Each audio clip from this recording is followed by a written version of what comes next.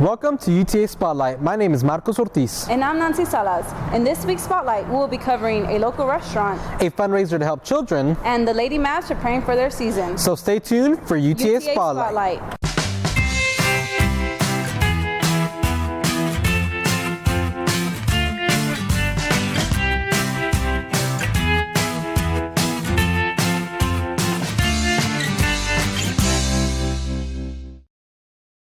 Driving through Division Street here in Arlington, also known as Bankhead Highway, you may not even know it, but you are driving through a historical landmark. As the city of Arlington continues to grow, so does its history. The Arlington Steakhouse is located on 1724 West Division Street and was established in 1931. And through the years, its name, building design, and food have all remained the same. Dick and Lynn Brinks are the current owners, and them both being from various backgrounds never imagined they would be in the restaurant business. But after owning the property for many years, they decided to give it a shot. We decided to take over the building and take over the restaurant and see if we couldn't save this great historical icon for Arlington, because we've always eaten here and it's just important for Arlington. It's been here since 1931 and we want it to stay here. The Arlington Steakhouse is more than just your typical restaurant. It's your family-friendly home with home-style cooking. Everything we make is homemade. It's all made from scratch, and we use fresh, just very fresh ingredients. We make really good meat. What I enjoy the most is our customers. We get to know a lot of them on a very friendly, personal basis. I like to tease them.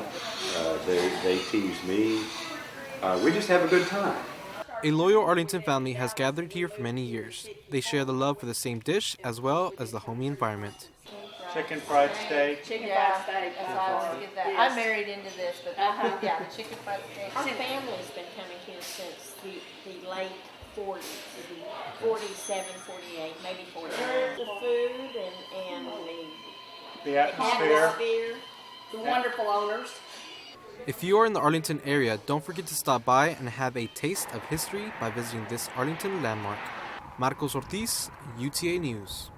For more information about the Arlington Steakhouse, visit their website at www.arlingtonsteakhouse.com. On Halloween, the organization CASA came together to create a fun-filled event. Thank you all for participating and for being here for the kids. The rain didn't slow down the festivities of Halloween because at 8 a.m. CASA of Tarrant County is doing it for the kids. Second annual CASA Superhero Fun Run and 5K at the Levitt Pavilion. They didn't let the rain put a damper on their special day. Our volunteers work with kids 24/7, 365 days of the year, work with kids in foster care, and those kids don't get a break, and our volunteers don't take a break, so we're excited to be out here in the rain. CASA is an organization of volunteers who stand up on behalf of abused and neglected children and strive to have a brighter future. There are over 350 active volunteers, some even working full-time with families on their own. There are about 400 abused and neglected children in Tarrant County that are currently waiting on the voices of these volunteers. Tarrant County has the highest number of confirmed cases of child abuse in the state, but not everybody wants to talk about child abuse, but being able to use the tagline, "Every child needs a hero and abused children need superheroes," that's something families can get behind. It helps it with being Halloween, but this run is all about the superheroes. So it's aimed for runners to travel, whether running, walking, or wagon, to be dressed as superheroes for the children. It must be easy and fun as it sounds. It's not as easy as it looks. It's really hot, but it was fun. It's all for a great cause, so I really enjoyed it. Superheroes are like one of my favorite things, so it was pretty cool. I'm James Belknap for UTA News. For more information on how to donate, become a volunteer, or report child abuse, visit www.speakupforachild.org. With only less than a month away before the tip-off of the new season, the Lady Mavs are gearing up for the first preseason game. The goal to exceed last year's results has started in College Park Center. Our goal is to exceed every year. We want to get better. The Lady Mavs are back to work and officially kicked in full practices. With the energy and passion to the max, the team is highly motivated to get farther than last season. Expectations are always the same. It's to work hard and do the little things right, and we've been really working hard on that in practice.